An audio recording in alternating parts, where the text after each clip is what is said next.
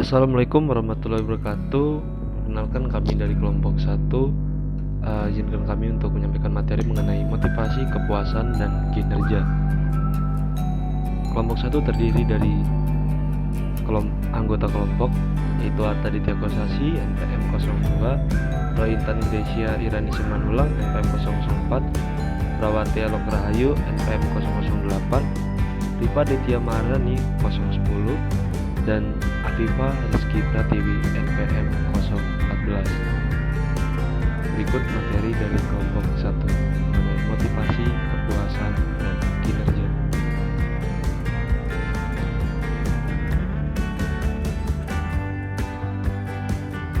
Motivasi sebagai apapun yang memberikan tujuan, intensitas, dan kegigihan pada perilaku. Karenanya motivasi terlibat kapanpun seorang memilih untuk terlibat dalam suatu kegiatan atau tugas. Sedangkan kepuasan kerja berhubungan dengan perasaan atau sikap seseorang mengenai pekerjaan itu sendiri, gaji, kesempatan, dan lainnya. Dan kinerja, perilaku ke arah pencapaian tujuan atau misi organisasi atau produk dan jasa yang dihasilkan dari perilaku tersebut, sehingga ketiganya saling berkaitan satu sama lain. Memahami dan memengaruhi motivasi pengikut. Pertama, hierarki kebutuhan Maslow. Bagaimana konteks memengaruhi motivasi? Kebutuhan mengacu pada tekanan atau dorongan internal atau rasa kekurangan yang tidak nyaman yang membuat orang termotivasi untuk mengubahnya. Menurut Maslow, orang-orang termotivasi oleh 5 jenis kebutuhan dasar. Kebutuhan-kebutuhan tersebut adalah: yang pertama, kebutuhan bertahan secara psikologis; kedua, kebutuhan keamanan; ketiga, kebutuhan berhubungan dengan orang lain atau rasa memiliki; keempat, kebutuhan harga diri; dan yang kelima, kebutuhan aktualisasi diri. Konseptualisasi kebutuhan Maslow biasanya digambarkan dalam bentuk segitiga dengan 5 level kebutuhan yang disusun dalam hierarki kebutuhan. Menurut Maslow, perilaku dapat dipahami sebagai usaha yang bertujuan untuk memenuhi level kebutuhan tertentu dalam hierarki. Level yang memengaruhi perilaku seseorang pada waktu tertentu tergantung pada apakah kebutuhan-kebutuhan yang lebih rendah pada hierarki telah terpenuhi. Menurut Maslow juga, kebutuhan level rendah harus dipenuhi terlebih dahulu sebelum kebutuhan pada level yang lebih tinggi tampak ketara dalam memotivasi perilaku. Karena itu, jika praktisi kepemimpinan ingin menggunakan hierarki kebutuhan Maslow untuk memotivasi pekerja agar bekerja lebih keras, mereka perlu menentukan posisi pengikut mereka dalam hierarki kebutuhan dan memastikan semua kebutuhan tingkat rendah telah terpenuhi sebelum beranjak ke kebutuhan harga diri atau aktualisasi diri pengikut mereka. Kedua, orientasi prestasi. Bagaimana kepribadian memengaruhi motivasi? Untuk meningkatkan kinerja kelompok, pemimpin harus memilih pengikut yang memiliki keahlian yang tepat serta sifat pribadi yang dimana disebut sebagai orientasi prestasi. Atkinson menyatakan kecenderungan seseorang untuk mengerahkan usaha ke arah penyelesaian tugas sebagian tergantung pada kekuatan motivasinya untuk mencapai kesuksesan. Disebut orientasi prestasi karena merupakan komponen dari model 5 faktor atau dimensi kepribadian dari kesadaran model ASEAN. Kesadaran telah dibuktikan berhubungan positif dengan kinerja dan hampir seluruh jenis pekerjaan. Ketiga, penetapan tujuan. Bagaimana target kinerja yang jelas memengaruhi motivasi? Menurut Locke and Latham, tujuannya yaitu penentu perilaku kerja yang paling kuat, melalui mengarahkan perhatian, mengerahkan usaha, membantu orang mengembangkan strategi untuk mencapai prestasi.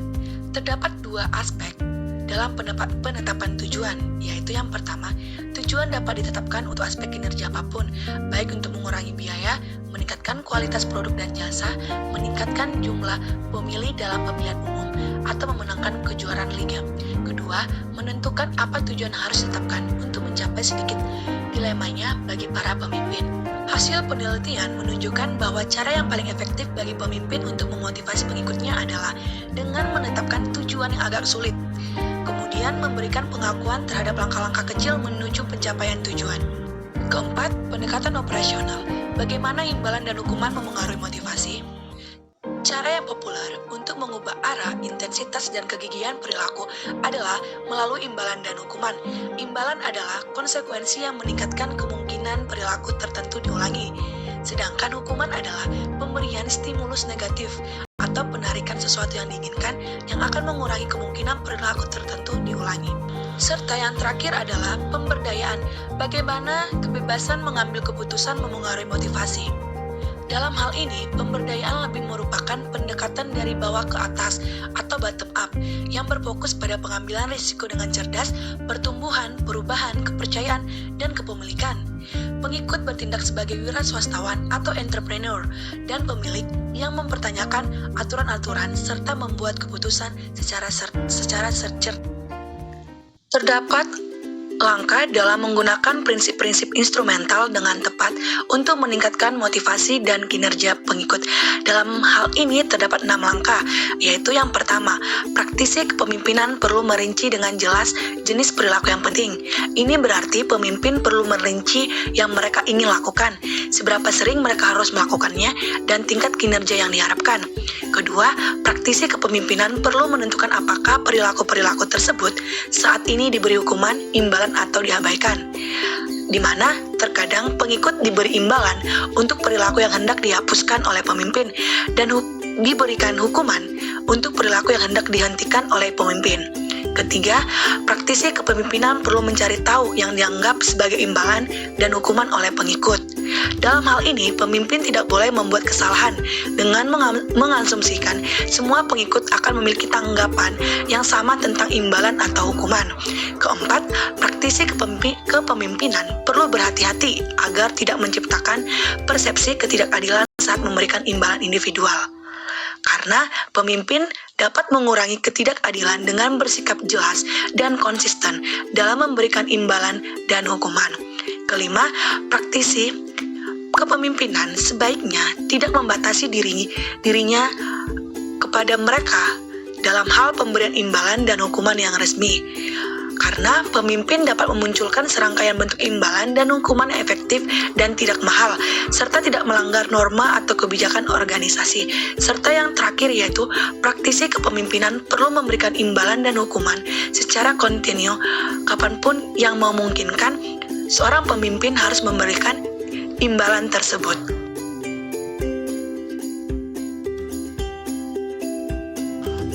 Pemberdayaan memiliki 2 komponen utama.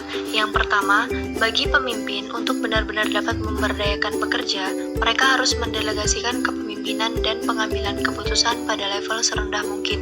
Dalam hal ini, pekerjalah yang paling sering menghadapi masalah dan paling banyak memiliki informasi dan kondisi demikian memungkinkan mereka mengambil keputusan terbaik. Yang kedua, memperlengkapi pengikut dengan sumber daya. Pengetahuan dan keahlian yang diperlukan untuk mengambil keputusan yang tepat. Seringkali perusahaan mengadopsi program pemberdayaan dan memberikan kewenangan untuk mengambil keputusan kepada pegawai. Tetapi, pegawainya sendiri tidak memiliki pengalaman dan menciptakan rencana bisnis, mengajukan pendanaan, berurusan dengan departemen lain dan perusahaan atau berurusan langsung dengan pelanggan atau penjual.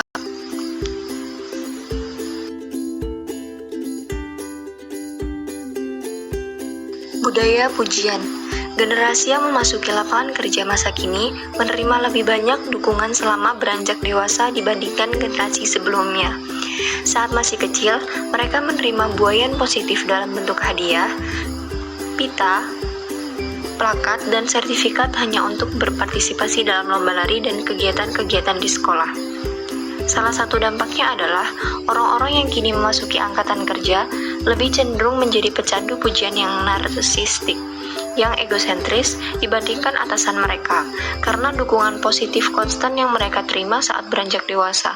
Jauh lebih banyak orang generasi ini berpikir bahwa mereka istimewa dan harus memperoleh imbalan untuk apapun yang mereka lakukan. Perusahaan atau organisasi menyadari kebutuhan ini pada pekerja mereka yang paling muda, mengambil beberapa langkah luar biasa untuk meningkatkan kepercayaan diri atau mempertahankan individu-individu tersebut. Selanjutnya, kekuasaan dan pemberdayaan.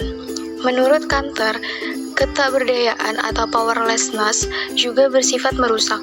Dengan kata lain, jika para pekerja hanya diberikan kekuasaan dalam jumlah kecil, mereka akan melindungi kekuasaan apapun itu yang mereka miliki. Pegawai dengan kekuasaan kecil tidak menunjukkan ketidaksenangan mereka dengan menyuarakan pendapat, melainkan dengan mempertontonkan kekuasaan mereka dengan cara meminta imbalan sebelum merespon permintaan. Kemudian, kontinum pemberdayaan. Dengan mengubah situasi, pemimpin dapat meningkatkan motivasi, kinerja, serta kepuasan pengikut. Sayangnya, banyak pemimpin yang dengan naif berasumsi lebih mudah mengubah individu daripada mengubah situasi. Tetapi, yang sering terjadi tidaklah demikian. Pemimpin seringkali dapat melakukan perubahan positif terhadap tingkat motivasi pengikut dengan cara merombak proses dan prosedur kerja yang pada gilirannya dapat meningkatkan kebebasan mereka untuk mengambil keputusan dan menambah lebih banyak makna pada pekerjaan mereka. Selanjutnya, memahami dan mempengaruhi kepuasan pengikut. Kepuasan kerja berhubungan dengan sikap seseorang mengenai kerja, dan ada beberapa alasan praktis yang membuat kepuasan kerja merupakan konsep yang penting bagi pemimpin. Pekerja yang puas cenderung terlibat dalam perilaku organisasi yang melampaui deskripsi tugas dan peran mereka, serta membantu mengurangi beban kerja dan tingkat stres anggota lain dalam organisasi. Sedangkan pekerja yang tidak puas cenderung bersikap menentang dalam hubungannya dengan pemimpin dan terlibat dalam berbagai perilaku yang kontraproduktif. Ketidakpuasan juga alasan utama seseorang meninggalkan organisasi, dan kebanyakan alasan seseorang merasa puas atau tidak puas terhadap pekerjaan mereka berada dalam kendali pemimpin. Dalam hal ini, terdapat pergantian fungsional dan pergantian disfungsional, di mana pergantian fungsional merupakan sesuatu yang sehat bagi organisasi atau perginya beberapa pengikut karena pensiun tidak cocok dengan organisasi atau pekerja dengan kinerja di bawah standar, atau dengan kata lain tidak demikian dengan pergantian yang disfungsional, di mana pergantian disfungsional terjadi saat pekerja terbaik dan paling cemerlang di organisasi merasa tidak puas dan pergi. Kepuasan global, aset, dan hidup. Teori atau pendekatan yang digunakan yaitu hierarki kebutuhan Maslow, orientasi prestasi, penetapan tujuan, pendekatan instrumental, pemberdayaan, afektivitas, teori dua faktor Hesburgh, dan keadilan organisasional. Cara pemimpin meningkatkan kepuasan kerja meliputi membantu orang memenuhi kebutuhan mereka, mengamankan sumber daya yang diperlukan, menghilangkan hambatan, dan memungkinkan orang melakukan kegiatan yang penting bagi mereka, menetapkan target yang tinggi dan membantu orang mencapainya, memberi imbalan, memberikan pelatihan yang diperlukan dan kewenangan untuk mengambil keputusan yang lebih luas, mempekerjakan orang yang lebih bahagia, memberikan kerja yang lebih berarti, dan memperlakukan orang dengan adil.